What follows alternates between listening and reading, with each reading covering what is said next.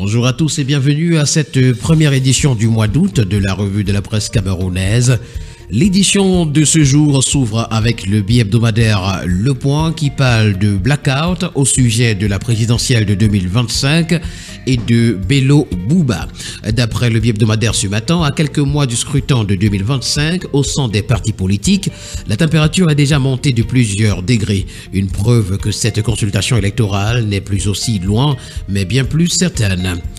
À l'UNDP, premier parti de l'opposition, de par sa représentativité nationale, c'est l'opacité absolue.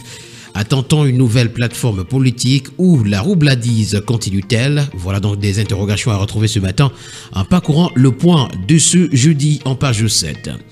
MINTP, travaux d'aménagement de l'entrée est de Douala, usagers, la sensibilisation est à retrouver ce matin à la page 3.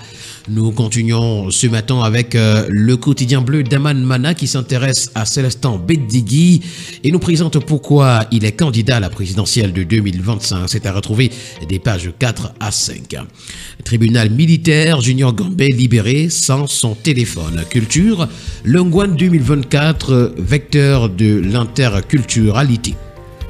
Le quotidien Mutation, dans sa parution de ce matin, s'intéresse également au jeune Junior Gambé, liberté surveillée. Voilà le titre que nous présente le journal. Accusé d'incitation à la violence et propagation de fausses nouvelles, jeune activiste bénéficie d'une liberté sous garant. La chronique d'une libération après plus d'une semaine de détention nous est présentée ce matin à la page 5.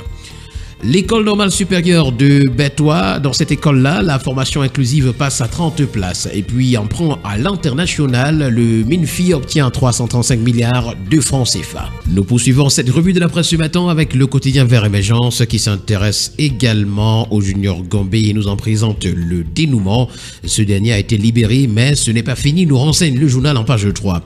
À Yaoundé, plus d'une tonne de cannabis détruite.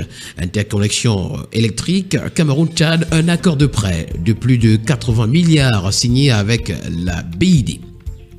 On parle également de Junior Gambé ce matin à la grande une du quotidien L'Info à chaud. Libération de Junior Gambé, le gouvernement cède enfin, cède comme SED. Nous continuons avec cette sortie de Louis-Marie Cardeux, augmenter les salaires pour réduire l'absentéisme dans le service public. Ce matin, le tri-hebdomadaire La Voix de Jeunes nous renseigne également que Junior Gambé est libre. L'union fait la force. Martèle également le journal. On parle de toute autre chose avec le quotidien Info Matin. Lutte contre le trafic des stupéfiants. Luminat détruit 1614,8 kg de cannabis. En présence du gouverneur du centre et tous ses collaborateurs du Fundi, Paul Atangadi a, ce 30 juillet, à la décharge d'un SAM, supervisé la consommation des 62 sacs de cette drogue évalué à plus de 400 millions de francs CFA. Les présumés trafiquants chez qui la cargaison en provenance du Nord-Ouest a été saisie le 2 du mois dernier au quartier Imana, arrondissement de Yaoundé 1er par la police, ont également été présentés à la presse. Ils sont à retrouver à la page 3 également. Ce matin, le quotidien L'économie parle de marché financier international. Le Cameroun lève 335 milliards de francs CFA auprès des investisseurs. C'est une annonce faite dans un communiqué rendu public hier, 31 juillet 2024, par Louis-Paul Motazé, ministre de Finances. À quoi va servir ce financement? C'est une interrogation posée ce matin par le quotidien L'économie. L'information complète à retrouver à la page 3. Pour le premier news magazine camerounais Défi actuel ce matin, on parle des mines. Le gouvernement et Calmaco signent un accord pour l'exploitation de la bauxite à Minip-Martap. Un partenariat également, l'API connecte les entrepreneurs camerounais avec des investisseurs émiratis et indiens. La lettre de la bourse est également en kiosque ce premier jour du mois d'août. Il parle de l'eurobond. Le Cameroun mobilise 335 milliards de francs CFA. Finance également à retrouver dans les colonnes du journal. À voir en déshérence, la CEDEC déterminée à poursuivre sa mission. L'hebdomadaire Bounia, pour sa part, ce matin, parle d'opération du commerce extérieur en nous présentant les jeux et enjeux du guichet unique de 3e génération, dématérialisation totale des procédures, réticence de certaines entreprises et administrations publiques, sécurisation des opérations, des paiements et des données, etc. L'enquête que nous propose le journal ce matin est à retrouver des pages 6 à 10. Pour le quotidien, l'horizon ce matin, on s'intéresse au Cameroun où l'argent ouvre toutes les portes des services publics. Au Cameroun, d'après le quotidien, la corruption gangrène les services publics. Des agents véreux transforment ce qui devrait être gratuit en service payant, obligeant les citoyens à mettre la main à la poche pour accéder à leurs droits. Voilà donc une information à retrouver ce matin en parcourant les colonnes du journal. Le docteur Manaouda Malachi a également lancé Vacances sans sida. C'est à retrouver en petite une, et puis Junior Gambé également libre après une arrestation controversée. Le tri-hebdomadaire L'œil du Sahel de Guy Gatama, pour sa part ce matin, parle de nécrologie et nous fait savoir que LH Amatom n'est plus. C'est l'information qui fait la grande une ce matin. Conjoncture économique également, que ce matin s'intéresse au secteur bancaire national. Le Cameroun, terre d'attractivité d'ici 2030.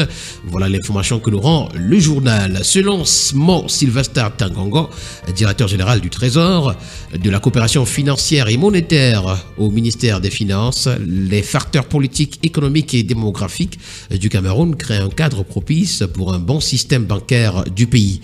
L'interview exclusive accordée à l'homme nous est présenté ce matin des pages 7 à 8 de Conjoncture économique.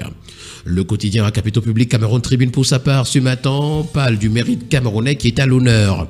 Au nom du président de la République, grand maître des ordres nationaux, le premier ministre chef du gouvernement Joseph John Gouté a présidé hier à Yaoundé la double cérémonie de commémoration du centenaire de cette décoration et d'inauguration du musée des ordres nationaux situé dans une aile du musée national. Le quotidien de la santé parle également de ses vacances sans sida. Un nouvel appel à la jeunesse camerounaise nous est présenté. Journée de l'encadrement, l'hôpital général de Douala lance la première édition à Gaoundéré. Ce sont les handicapés, les oubliés de l'aménagement urbain qui nous sont présentés. Et nous poursuivons avec le quotidien d'information républicaine. Ça, c'est le drapeau qui parle de financement du développement au Cameroun. Le pays lève 335 milliards de francs CFA à l'international. SIAR 2024, on en parle également ce matin. Des artisans outillés pour prospérer à l'ère du digital. C'est à retrouver en page 5. Nous terminons ce matin, mesdames et messieurs, avec le quotidien Econews qui parle d'apurement de la dette intérieure. Les 335 milliards de francs CFA pour solder la facture nous sont également présentés ce matin à la grande une du journal. Et voilà qui met un terme à cette première sortie du mois d'août de la revue de la presse camerounaise. Ce fut un plaisir pour nous autres de vous servir de cette manière. Au plaisir de vous retrouver très prochainement pour une nouvelle édition. D'ici là, portez-vous bien. Bonne journée à tous.